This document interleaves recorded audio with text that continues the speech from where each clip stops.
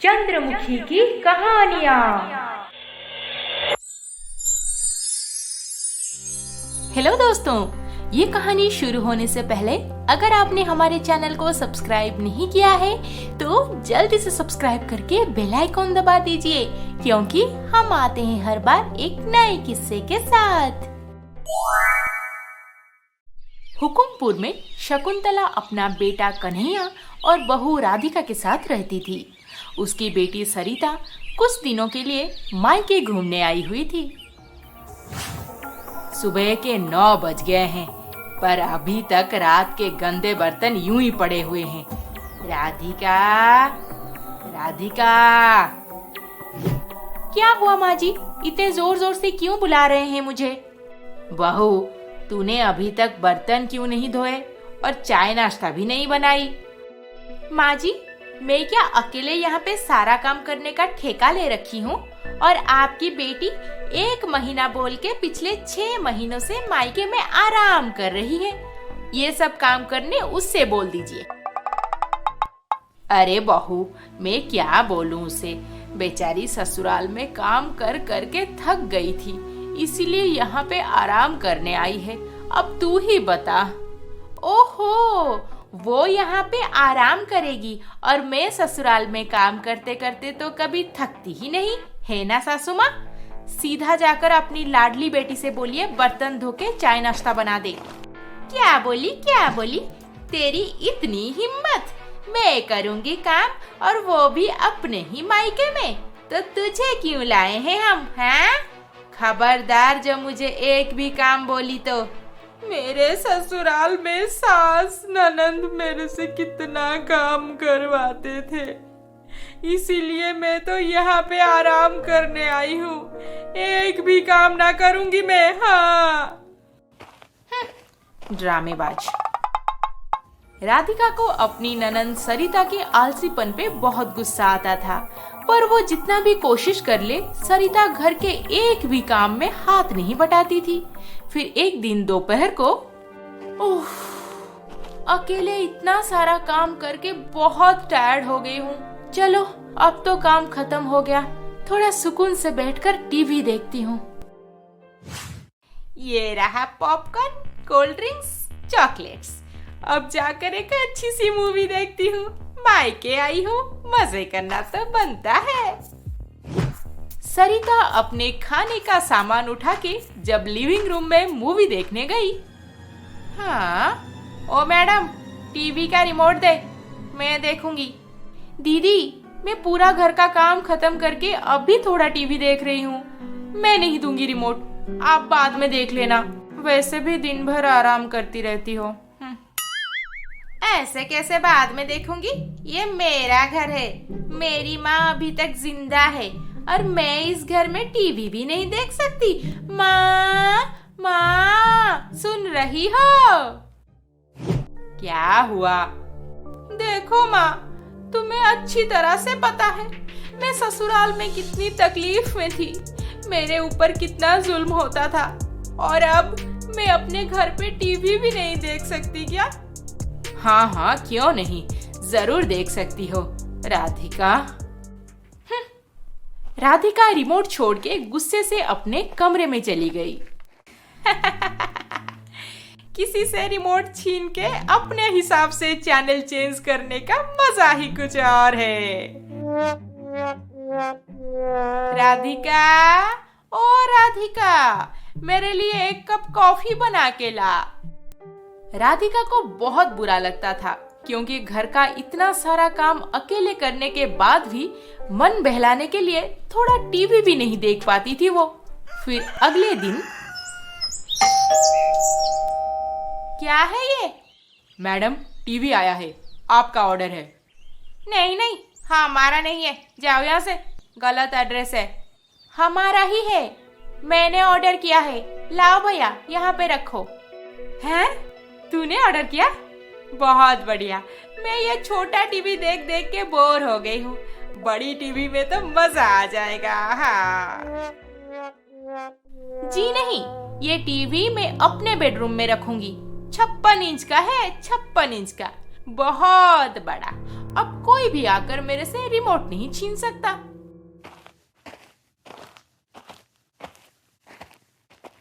देखा माँ, मैंने थोड़ा टीवी क्या देख लिया, वो इतना बड़ा एक नया टीवी ले आई।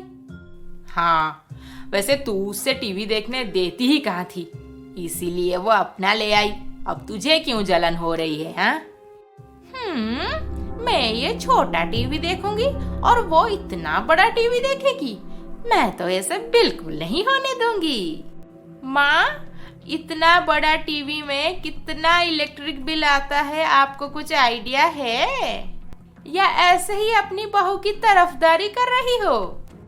हाँ, ज्यादा आएगा तो मैं टीवी वापस कर दूंगी। हमें नहीं चाहिए ऐसी टीवी। बिजली का बिल बिल्कुल ज्यादा नहीं होना चाहिए। अब इलेक्ट्रिक बिल बढ़ाने का इंतजाम करना पड़ेगा।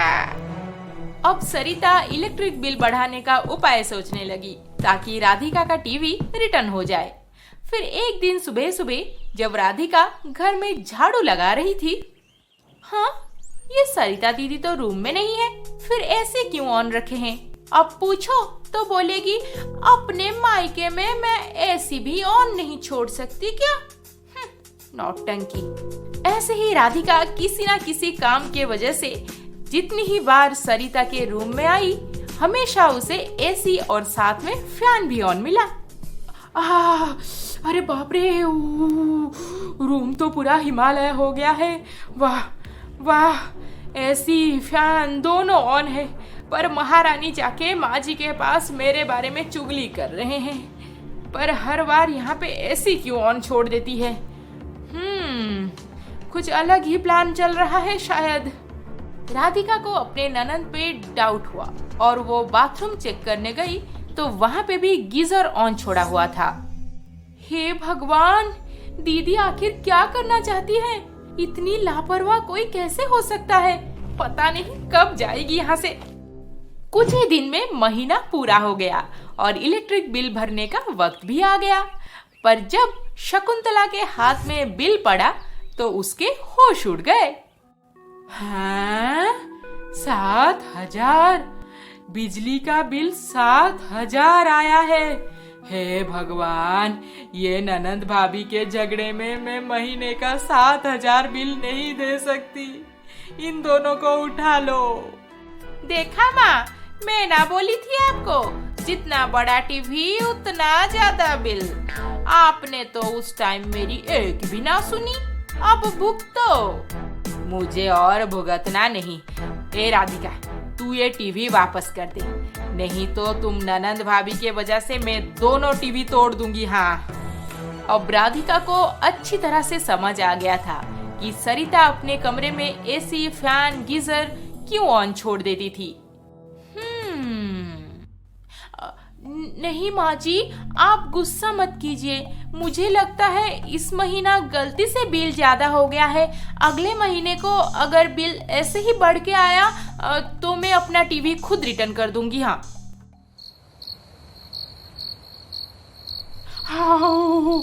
अरे बाप रे, कितनी ठंड लग रही है।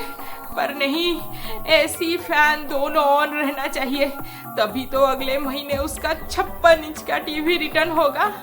मैं ये रूम में 1 मिनट और रुकी तो बर्फ हो जाऊंगी। माँ के पास जाकर सो जाती हूँ। माँ, मैं आपके पास सो जाती हूँ। क्यों, तेरे कमरे में भूत देख ली क्या? अरे नहीं माँ, इलेक्ट्रिक बिल कितना ज्यादा आ रहा है, इसलिए मैं सोच रही थी आपके पास सोऊंगी तो थोड़ा कम बिल आएगा। हाँ हाँ, आजा मेरे पास। मेरी अच्छी बच्ची कितनी समझदार है। और वो राधिका एक दीवार साइज का टीवी लाकर हमें रोड पे लाने में तुली हुई है। हाँ माँ, बिल्कुल सच कहा आपने। अब सरिता हर रोज अपने कमरे में सारे इलेक्ट्रिक चीजें ऑन रख के अच्छी बनने के लिए अपने माँ के पास सोती थी और राधिका को ये सब नाटक पहले से ही समझ आ गया था। ऐसे ही और एक महीना बीत गया और इंतजार की घड़ी खत्म हुई। अरे वाह वाह, आज मैं मंदिर जाकर नारियल तोड़ूंगी। हमारा इस महीने का बिल 1265 रुपए है बस। बहू, तुझे अब टीवी वापस करने की कोई जरूरत नहीं। पर माँ, ऐसे कैसे हो सकता है? अच्छे से देखो ना। जी माँ जी, दूसरा वाला बिल भी अच्छे से देख लीजिए। हाँ हाँ, देखती हूँ। हे भगवान, इसमें तो 9551 लिखा है, पर ये दूसरा बिल किसका है? हमारे लिए ही है माँ जी, पर बस सरिता दीदी के रूम का। क्या? हाँ दीदी, बिल्कुल सही सुना आपने। रोज रोज 24 घंटे लाइट, एसी, फैन, गीजर सब अपने रूम में ऑन रखते थे आप, और अच्छी बनने का नाटक करके माँ जी के रूम में सो रहे थे। हाँ सरिता।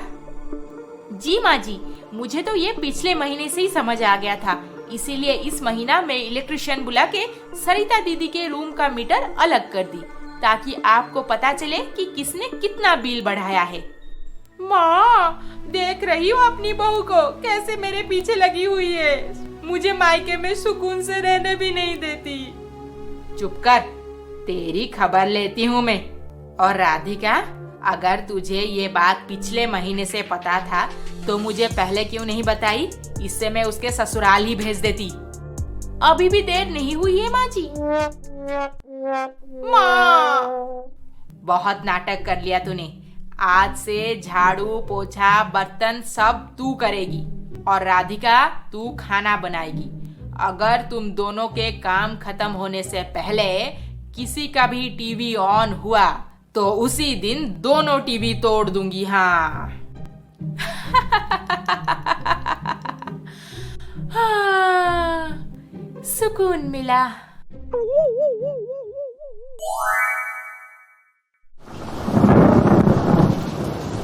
रोज की तरह उस दिन भी राधिका और उसकी ननंद सरिता डिनर खत्म करके टीवी देख रहे थे, और उसी समय अचानक से डोरबेल बजा। इतनी रात को कौन आया है? राधिका, तो दरवाजा मत खोलना, कोई चोर होगा तो। हाँ दीदी, ठीक है, नहीं खोलते, मुझे भी डर लग रहा है। अरे, तुम दोनों यहीं पर बैठे हो, पर दरवाजा नहीं खोल सकते। माँ, मत खोलो, इतनी रात को चोर होगा तो। चुप कर, मुझे देखने दे।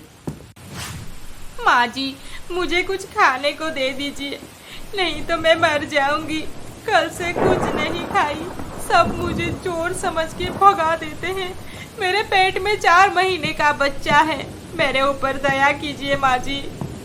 उस अनजान औरत की हालत देख के शकुंतला को दया आई, और वो अपनी बहू राधिका को खाना लाने बोली। राधिका, जा जल्दी से इसके लिए कुछ खाने को ले आ, बेचारी पेट से है और कुछ खाई भी नहीं है। हाँ माँ जी, अभी लाई। माँ, अगर ये सच में चोर निकली तो? सरिता अपनी माँ को बार बार मना करती रही कि अनजान लोगों को इतनी रात गए घर में घुसने नहीं देना चाहिए, पर दिमाग से पहले इंसान को दिल की सुननी चाहिए, और शकुंतला भी वही की जो उसके दिल ने कहा, और उस दुखियारी औरत को भरपेट खाना खिलाई। माँ जी, भगवान आपका भला करे, आपने आज मेरी और मेरे बच्चे की जान बचाई। हाँ हाँ, पर तू है कौन? ऐसे हाल में आधी रात को क्यों घूम रही है बावली की तरह? माँ जी, अब क्या बताऊं, मेरी किस्मत फूटी हुई है। मेरा नाम रमा है, मेरे पति ड्राइवर का काम करते हैं। एक दिन अचानक से और एक औरत को घर लाकर बोले, ये मेरी दूसरी पत्नी है, अब तू इस घर से निकल जा। मेरे लाख समझाने पर भी वो ना सुने, और दोनों मिलके मुझे मार मार के इस हाल में भी घर से निकाल दिए। आहा, कितना बुरा हुआ आपके साथ, पर आपका और कोई नहीं है मेरा इस दुनिया में। माँ जी, और एक कृपा करेंगे, मुझे काम पे रख लीजिए। मैं झाड़ू, पोछा, बर्तन, बाजार से सब्जी, राशन लाना, ये सब काम करूंगी। आपको शिकायत का मौका कभी नहीं दूंगी। शकुंतला रमा पे तरस खाकर अपने घर पे रख ली, पर उसके बहू और बेटी को ये कुछ सही नहीं लगा। माँ जी, मुझे तो डाउट हो रहा है, आज से थोड़ा संभल के रहना होगा हमें। हाँ माँ, मैं तो शुरू से बोल रही हूँ, ये चोरनी है चोरनी। ऐसे कितने किस्से सुना है मैंने, एक दिन आप भी देख लेना। अब चुप कर, एक नंबर के काम चोर हो तुम दोनों, आए दिन झगड़ा करते रहते हो। इसीलिए तो मैं रमा को काम पे रख ली, आगे जो होगा देखा जाएगा। वैसे भी बेचारी इस हाल में कहाँ जाती। और अब रमा धीरे धीरे पूरा घर का काम समझ गई। उससे कोई कुछ बोलने से पहले ही वो घर का सारा काम खत्म कर देती थी। रमा, रमा, क्या कर रही है? हाँ दीदी, मैंने आपका पॉपकॉर्न और मसाला कोल्ड ड्रिंक्स बना दिया है। रमा, मेरी पूजा की थाली कहाँ है? जी माँ जी, पूजा का सामान तैयार है, अभी आई। रमा शकुंतला के घर को अपने घर की तरह संभाल रही थी और राधिका को भी अकेले खाना बनाने की तकलीफ नहीं उठानी पड़ती थी। फिर एक दिन शकुंतला का बेटा कन्हैया, जो दिल्ली में नौकरी करता था, छुट्टी लेकर एक हफ्ते के लिए घर आने वाला था। बहू, आज मेरा बेटा आने वाला है, उसके मनपसंद का सारा पकवान बना देना और आलू पराठा बनाने बिल्कुल मत भूलना। जी माँ जी, मुझे अभी थोड़ी देर पहले ही कॉल किए थे, वो फ्लाइट में बोर्ड हो चुके हैं, 3 घंटे में पहुँच जाएंगे घर। राधिका और रमा मिलके कन्हैया के लिए ढेर सारे स्वादिष्ट भोजन बना दिए। फिर कन्हैया भी घर पहुँच गया। माँ, ये लीजिए, ये कश्मीरी शॉल मैं आपके लिए लाया हूँ। बेटा, ये तो बहुत सुंदर है। अब तू जा, जल्दी से हाथ मुंह धो के कुछ खा ले। फिर कन्हैया भरपेट खाना खा के अपने कमरे में आराम करने चला गया।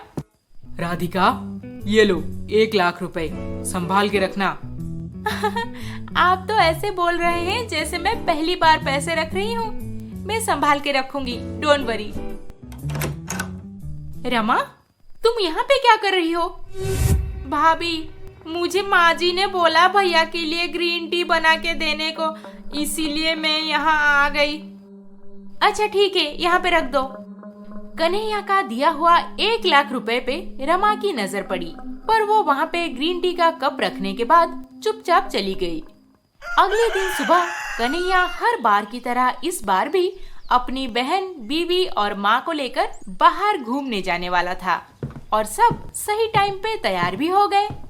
रमा, बिटिया, हम शाम तक वापस आ जाएंगे, तेरे लिए भी मैं खाना लेके आऊंगी। तू आज आराम कर, कितना काम करती है। ठीक है माँ जी, आप मेरी चिंता बिल्कुल मत कीजिए, अपना ध्यान रखना। सब निकल गए फैमिली ट्रिप पे और रमा रह गई घर पे अकेली। दिन भर घूम फिर के सब काफी सारे शॉपिंग किए और डिनर खत्म करके जब घर पहुँचे, ये रमा कहाँ गई? डोर क्यों नहीं खोल रही? पता नहीं कहाँ मर गई। अरे, दरवाजा तो खुला है। बेचारी भूल गई होगी बंद करने को। चलो अंदर चलो।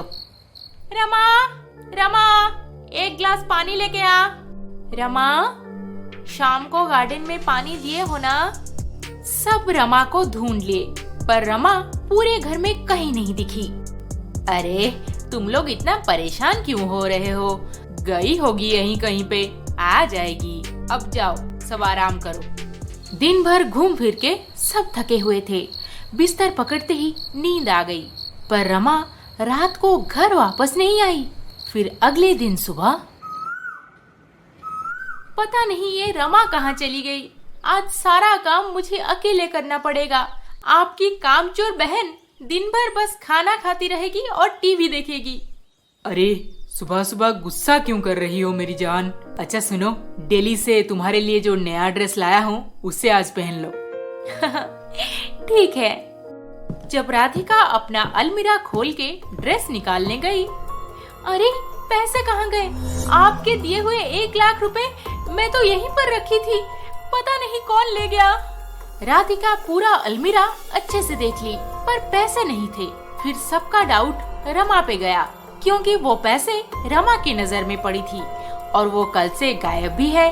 फिर बिना देर किए सब पहुंच गए पुलिस स्टेशन। उसका कोई अता पता जानते हो? या ऐसे ही काम पे रख लिए थे? नहीं सर, हमें उसका पता तो नहीं मालूम। देखिए, पैसे मिलने का कोई चांस नहीं है, अब भूल जाओ वो पैसे। ऐसे 100 केस रोज आते हैं, फिर भी उसके बारे में जो भी पता है आपको लिखवा के जाना, हम कोशिश करेंगे। अब पुलिस की बात सुनने के बाद कोई खास उम्मीद नहीं रही और सब दुखी होकर घर वापस आ गए। देखा माँ, आपको तो अक्ल ही नहीं है और बहू के साथ मिलके अनजान लोगों को घर पे खाना खिलाओ। हाँ माँ, आज से ये गलती फिर कभी मत दोहराना। पर रमा ऐसी नहीं है माँ जी। कन्हैया अपने परिवार के साथ घर पहुंचा तो घर के सामने 3 लोग खड़े थे और साथ में रमा भी थी। रमा, आप सब, हम आपका शुक्रिया अदा करने आए हैं और ये लीजिए आपके 1 लाख रुपए। हम कुछ समझे नहीं। हमारे पापा कल अपने काम से बाहर गए थे और उनके गाड़ी का एक्सीडेंट हो गया। ड्राइवर उन्हें यूं ही छोड़ के भाग गया, पर रमा अपनी इस हालत में भी उन्हें हॉस्पिटल लेके गई और सही वक्त पे पहुंचाने से उनकी जान बच गई। भाभी, मुझे माफ कर दीजिए। डॉक्टर बोले जल्द से जल्द 1 लाख रुपए डिपॉजिट करने। मैं 1 लाख रुपए कहाँ से लाती भला? और मैं घर आई थी, आप लोग वापस नहीं आए थे। फिर मैं भैया के दिए हुए पैसे लेके चली गई ताकि उनकी जान बच जाए। माँ जी, मुझे माफ कर दीजिए, मुझे और कुछ भी नहीं सूझा।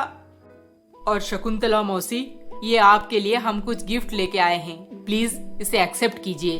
और एक बात, आपकी परमिशन हो तो हम रमा और उसके बच्चे का पूरा रिस्पॉन्सिबिलिटी लेना चाहते हैं।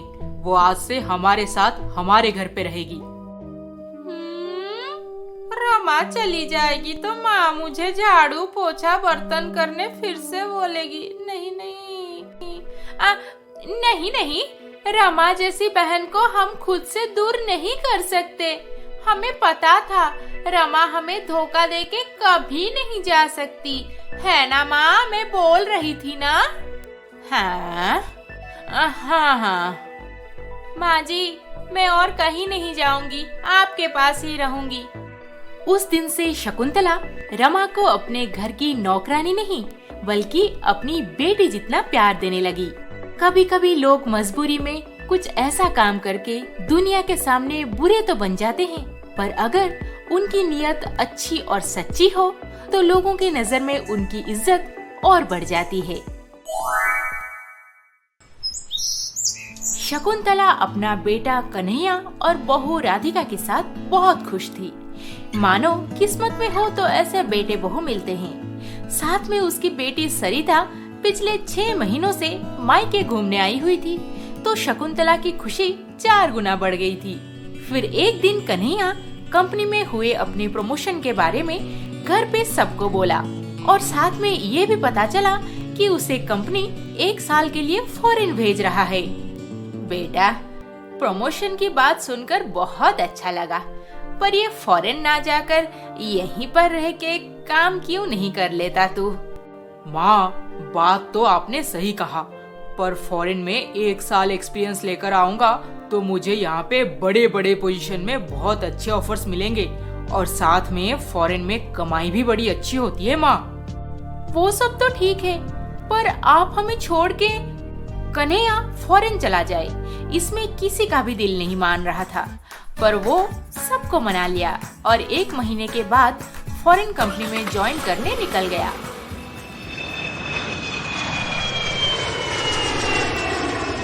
फिर 2 दिन बाद, माँ जी देखिए ना, ये कल से पहुँच गए होंगे, पर कोई फोन नहीं आया अब तक। अरे पगली, वो बोल रहा था कंपनी का फोन मिलने में थोड़ी देर लगेगी, तू चिंता मत कर, वो सबसे पहले तुझे ही कॉल करेगा। हाँ।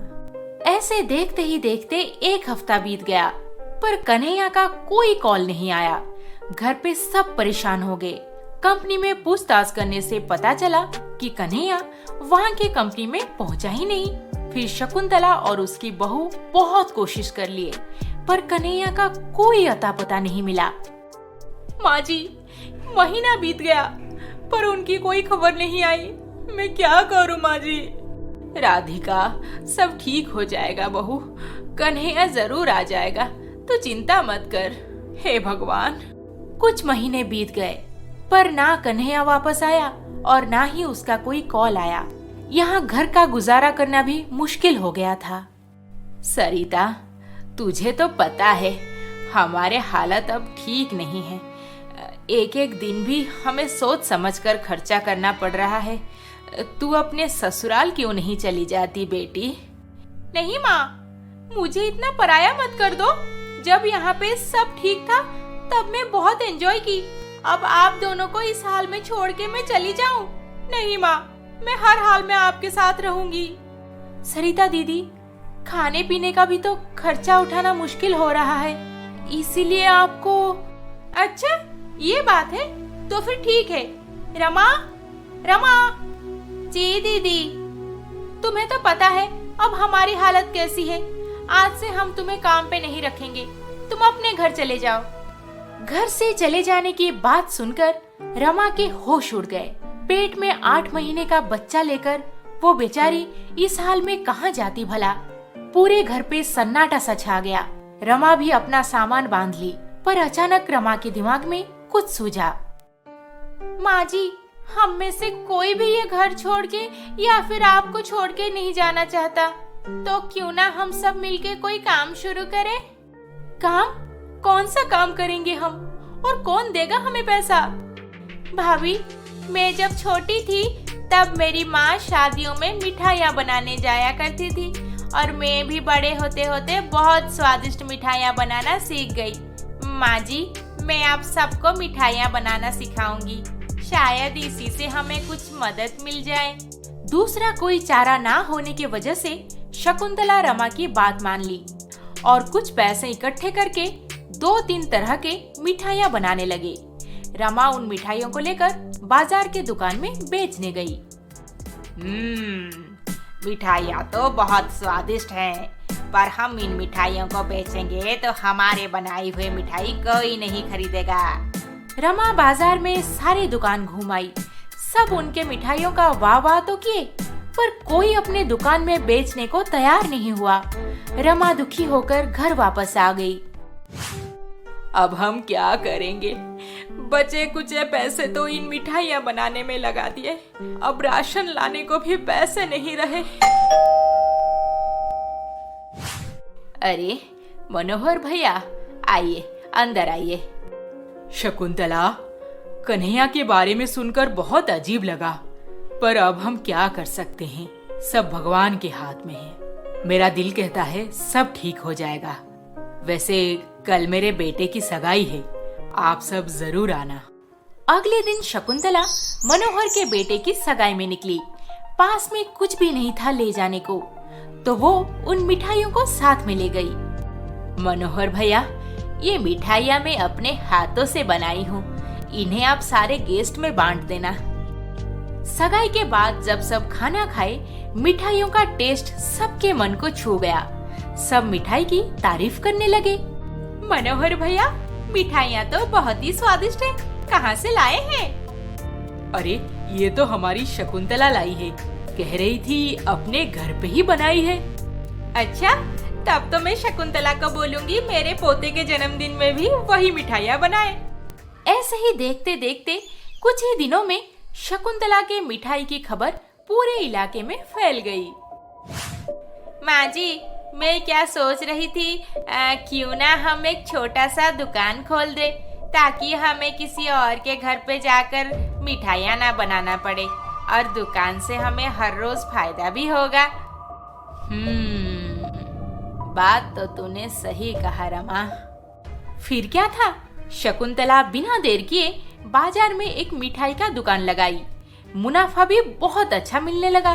घर की हालत भी सुधर गई थी, पर सब होने के बावजूद भी कन्हैया का ना होने का दुख सबके मन में था। आज मेरा बेटा हमारे पास होता तो ये सब देख के कितना खुश होता। सब ठीक हो जाएगा माँ, देखना कन्हैया जरूर वापस आ जाएगा। फिर एक दिन सुबह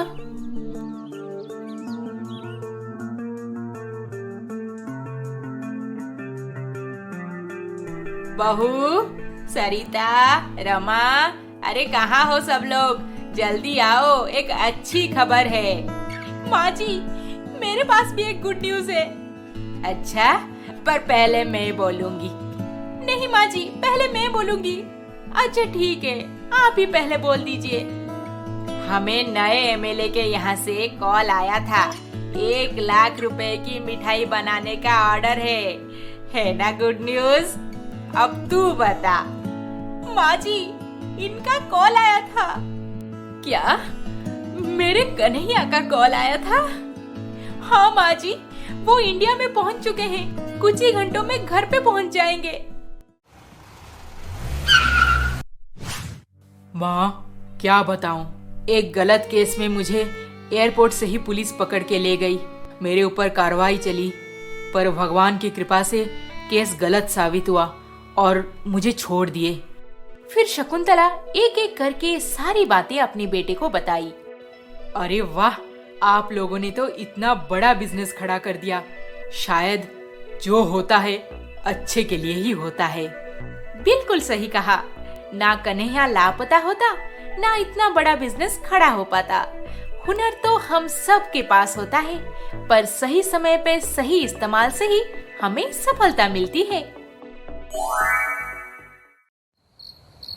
शकुंतला की बेटी सरिता को मायके आए हुए 1 साल से भी ज्यादा हो गया था, पर वो अपनी माँ, भैया, भाभी सबके साथ इतना खुश थी कि ससुराल वापस जाने को कभी सोच ही नहीं रही थी। सरिता, मैं क्या कह रही थी कि तुझे तेरे ससुराल चले जाना चाहिए बेटी। यहाँ पे आए हुए 1.5 साल हो गए हैं। माँ, क्या मेरा इस घर में अब कोई अधिकार नहीं रहा? मैं इस घर में अपने हिसाब से रुक भी नहीं सकती? बेटी, बात वो नहीं है। माँ बेटी में ससुराल जाने की बात से बहस हो गया। इस वजह से सरिता का मन भी कुछ ठीक नहीं था। रात काफी हो गई थी और सरिता कॉरिडोर में घूम रही थी। अचानक से, हाँ, कौन है? कोई चोर तो नहीं है? माँ को बोलती हूँ। माँ! सरिता तुरंत ही अपने माँ को बताई। फिर सब मिलकर घर के अंदर और चारों तरफ अच्छे से देख लिए, पर वहाँ पे कोई नहीं था। दीदी, आप शायद ज्यादा स्ट्रेस में हैं। जाइए, सो जाइए, सब ठीक हो जाएगा। हाँ सरिता, तू अपने पति के घर ना जाकर बहुत गलत कर रही है बेटी। तुझे बाद में पछतावा होगा। कोई कितना भी समझा ले, पर सरिता मायके छोड़ के जाने का नाम ही नहीं ले रही थी। और वहाँ पे उसके ससुराल वाले भी इस बात पे नाराज थे। सास ससुर कोई भी उसकी शक्ल देखना नहीं चाहता था। आखिर क्या वजह थी जो सरिता और सरोज के शादी को 6 साल होने के बाद भी सरिता ससुराल जाना ही नहीं चाहती थी? देख बेटा सरोज, उस कलमुही को बोल दे, उससे यहाँ पे रहना है तो कल ही सामान बांध के आ जाए, नहीं तो उसका बचा कुचा जो भी सामान हमारे घर पे है उसमें मैं आग लगा दूंगी।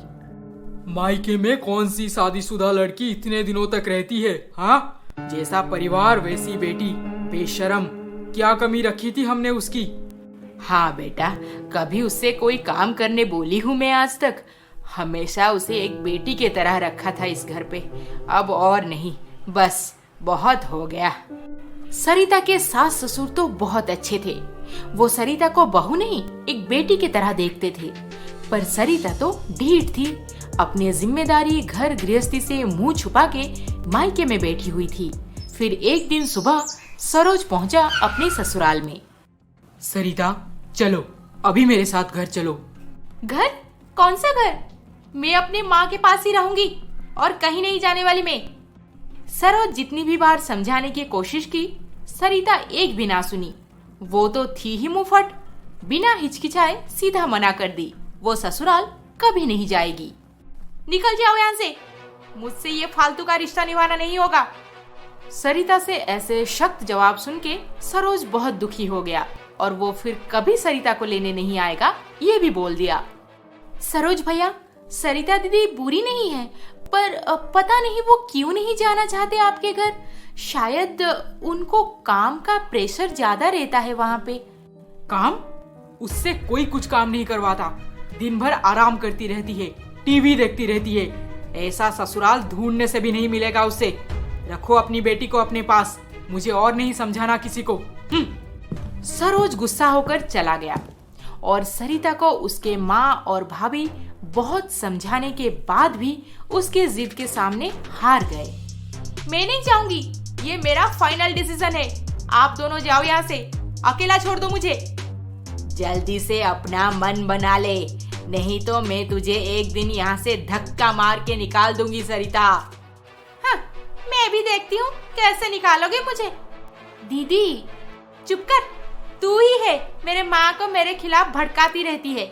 मैं अपने घर पे हूँ, तुझे कोई हक नहीं बनता मुझे यहाँ से निकालने का, समझी? सरिता ऐसे ही हर बार कड़वी बातें करके सबको चुप कर देती थी। फिर इस बारे में सब बात करना भी बंद कर दिए। ऐसे ही एक हफ्ता बीत गया और एक दिन राधिका, पता नहीं नींद क्यों नहीं आ रही है, आज छत पे घूम आती हूँ थोड़ा।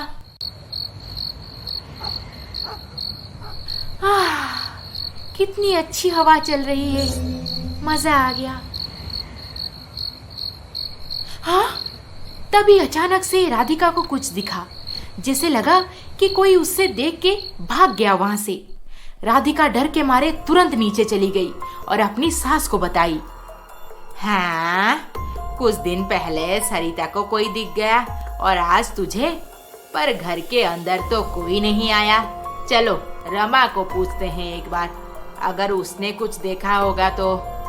शकुंतला और राधिका उनके नौकरानी रमा के कमरे में गए। तब रमा का 2 महीने का बेटा नींद से उठ के रो रहा था। अरे रमा, तूने तो बेटे को दूध पिला के सुला दिया था, फिर ये जग कैसे गया? पता नहीं माँ जी, मैंने तो बिल्कुल शोर शराबा नहीं किया, पर ये उठ गया। अच्छा, तुमने किसी को हमारे घर के आसपास या अंदर आते हुए देखा?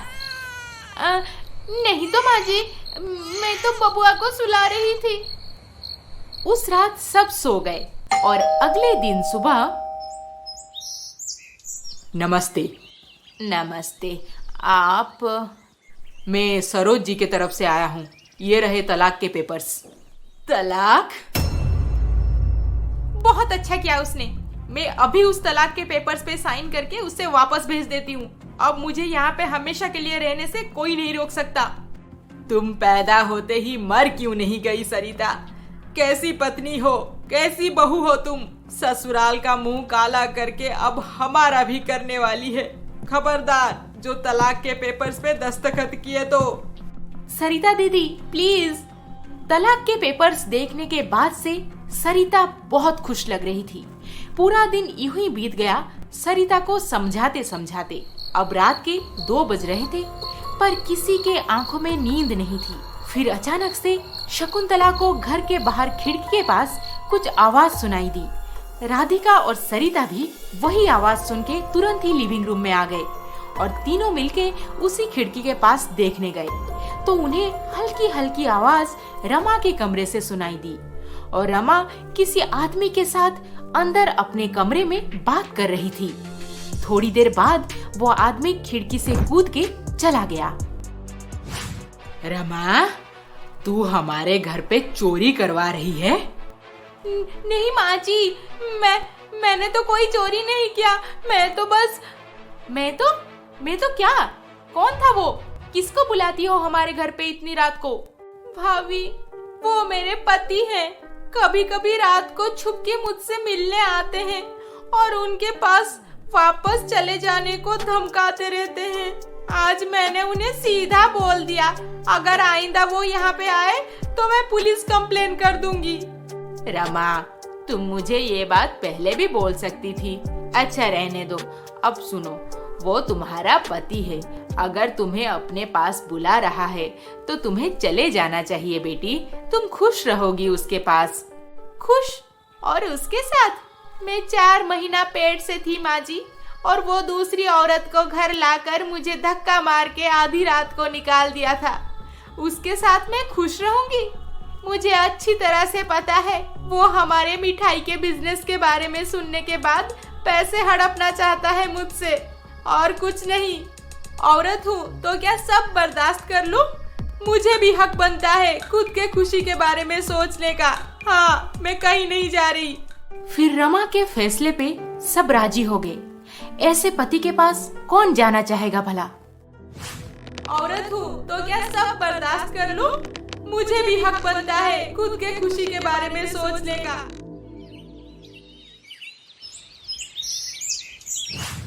माँ, भाभी, मैं आप दोनों को एक सच बताना चाहती हूँ। सच? कौन सा सच? माँ, मेरे ससुराल में सब बहुत अच्छे हैं, मुझसे कोई काम नहीं करवाते, पर सरोज पूरी रात किसी और के साथ फोन पे बातें करते हैं और वीडियो चैट भी करते हैं। एक बार मैं उन्हें पूछी तो वो मुझे रूम के अंदर बंद करके खूब मारे। फिर भी मैं चुप रही और साल पे साल बीतता गया, पर मेरी नसीब में पति का प्यार लिखा ही नहीं था माँ। और साथ में रोज रात को उनसे मार खाना भी एक आदत बन गई थी। एक दिन मैं उनके घर पे इस बारे में सबको बोली, पर कोई मेरे बातों पे यकीन नहीं किया। उसके बाद मैंने ये सब अत्याचार अपने फोन पे रिकॉर्डिंग भी की। फिर मैं यहाँ आ गई। पूरे 5 साल मैं उस दरिंदे का अत्याचार सही हूँ माँ, फिर भी कभी आवाज नहीं उठाई।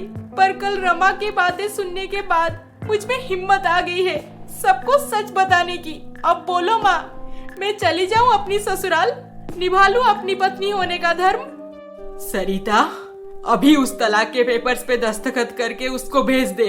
अब तुम कहीं नहीं जाओगी बेटी, हमारे पास खुशी से रहोगी। सरिता दीदी, आई एम सो सॉरी, हमने आपको गलत सोचा। पर दीदी, आपके पास वो वीडियो रिकॉर्डिंग्स अभी भी है ना? सरिता अपना सारा वीडियो रिकॉर्डिंग्स पुलिस को दे दी। उसके बाद सरोज को धारा 498 के तहत हिरासत में ले लिया गया। अत्याचार सहना भी एक पाप है। आखिर कब तक लड़कियों पे ऐसे जुल्म होता रहेगा और वो चुपचाप बर्दाश्त करते रहेंगे? अगर नारी ही शक्ति का रूप है तो किसी महिषासुर की क्या मजाल जो उस शक्ति के साथ खेलने की जरूरत करे। ये कहानी आपको कैसी लगी हमें कमेंट बॉक्स में लिखें। अभी तक आपने हमारे चैनल को सब्सक्राइब नहीं किया है तो जल्दी से सब्सक्राइब करके बेल आइकन दबा दीजिए। अरे अरे अरे, इस वीडियो को लाइक, शेयर, कमेंट करना ना भूलें। जल्द ही मिलेंगे और एक मजेदार रोमांचक कहानी के साथ। नमस्ते।